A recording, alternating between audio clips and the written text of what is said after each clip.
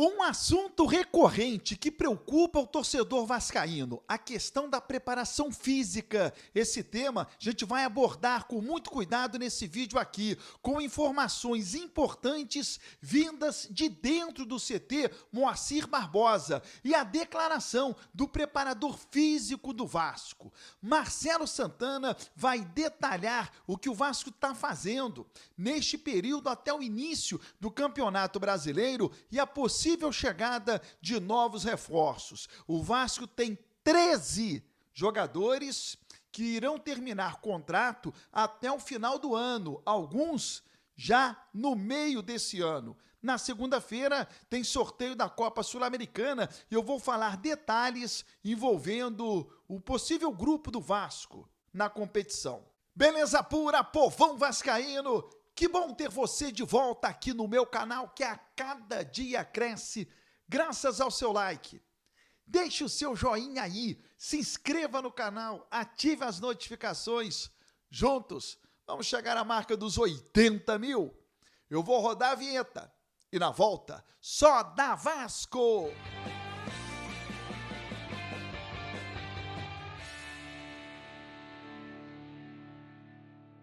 Vinheta rodada, o tempo que você teve de se inscrever no canal.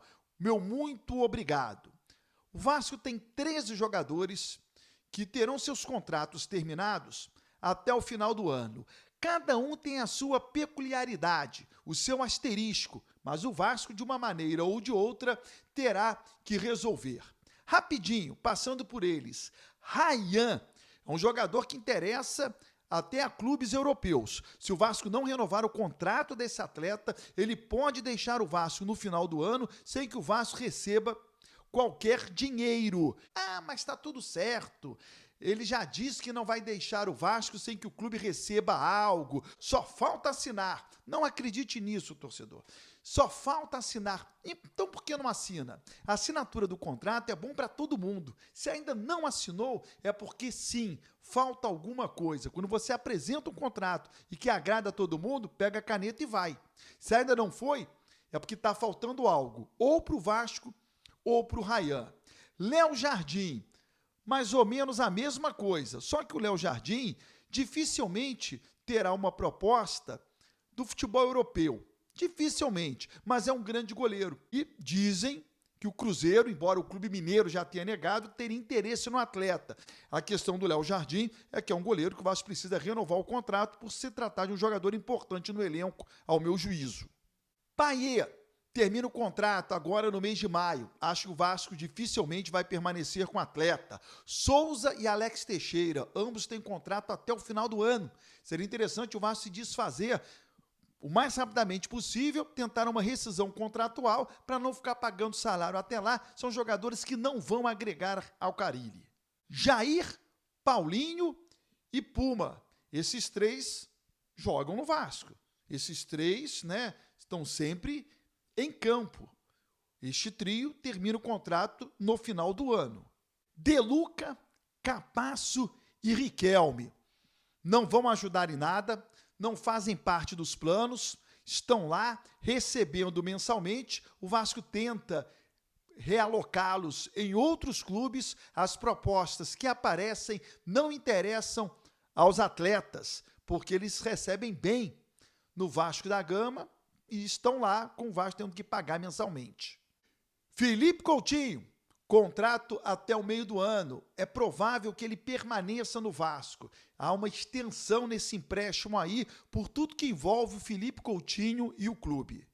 Maurício Lemos, que até agora praticamente não jogou. Tem contrato até o final do ano, mas com cláusula de renovação automática caso ele bata algumas metas. O diretor Marcelo Santana, na sequência desse vídeo, vai falar sobre a possível chegada de novos reforços. Mas antes, a questão que envolve a preparação física do Vasco, com informações importantes reveladas pelo Vasco, vindas de dentro do CT Moacir Barbosa. Aqui no CT Moacir Barbosa, o Vasco realiza uma intertemporada antes da estreia no Brasileiro. Além do trabalho técnico e tático comandado pelo treinador Fábio Carille, o Vasco foca na preparação física, num trabalho multidisciplinar com a nutrição, fisiologia e fisioterapia.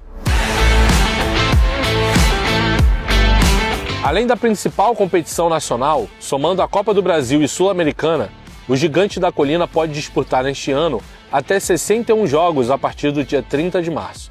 Preparador físico do clube, César Mendes falou da importância desse período para que os atletas alcancem o melhor desempenho e se previnam de lesões. Uma coisa é a gente ter a semana cheia para trabalhar, né? Para realmente fazer esses treinos aquisitivos, como eu já falei anteriormente, para que a gente possa realmente ter um ganho, né? Não só na parte física, mas em todas as áreas. A gente vai ter um período maior de treinamento antes do início do Campeonato Brasileiro do que a gente teve no início da temporada. Quando, se você fosse trabalhar pela lógica, deveria ter sido o contrário. O maior período de preparação deveria ser antes do início dos jogos oficiais, mas são as adaptações de calendário. Então agora a gente está readequando a carga de treino. A gente deve fazer ali provavelmente 2 jogos treinos para buscar um nível diferente de coletivo, de só trabalho interno, para que a gente possa testar algumas alternativas aí dentro da competição. O Fábio Carilli agora, nesse período, tem uma possibilidade de trabalhar com um elenco mais completo. A contratação dos extremos aconteceu no finalzinho da janela por parte da diretoria. Então ele vai ter essa possibilidade agora de, se ele julga necessário mudar esquema tático, fazer alguma correção de rota, é um momento mais adequado. E na parada do meio do ano, aí a gente conversa um pouco mais para frente. A gente tem que ter muita responsabilidade. Semana que vem tem um sorteio da Sul-Americana. A gente tem no mínimo 6 jogos da fase classificatória. A gente tem uma eliminatória da Copa do Brasil, 12 partidas pela Série A, tudo antes da pausa de meio do ano. Então vamos focar primeiro nessa parte competitiva, para depois a gente pensar essa questão do meio do ano. Vem mais reforço aí? Vai sair gente lá no Vasco? O que você vai fazer? Eu acredito que essa janela ela permite essas correções, tanto de empréstimos de atleta quanto eventuais contratações. E o Vasco tem dialogado com alguns clubes sim para fazer pequenos ajustes dentro do seu elenco. Neste sábado, o Vasco, dentro do CT, faz jogo treino diante do Maricá e, como disse aí o Marcelo Santana, outro jogo treino será programado antes da estreia no Campeonato Brasileiro, dia 30, contra o Santos em São Januário. Sobre a Copa Sul-Americana, teremos o sorteio nesta segunda-feira. Os grupos estão aí. O pote do Vasco é o pote 2.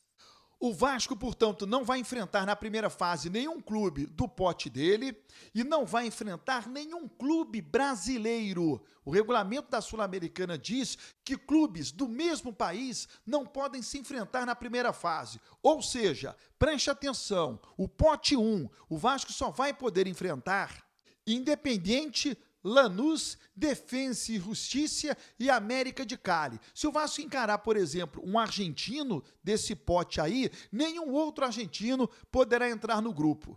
Deixe o seu like, se inscreva no canal, ative as notificações, quero o seu comentário também e até o próximo vídeo.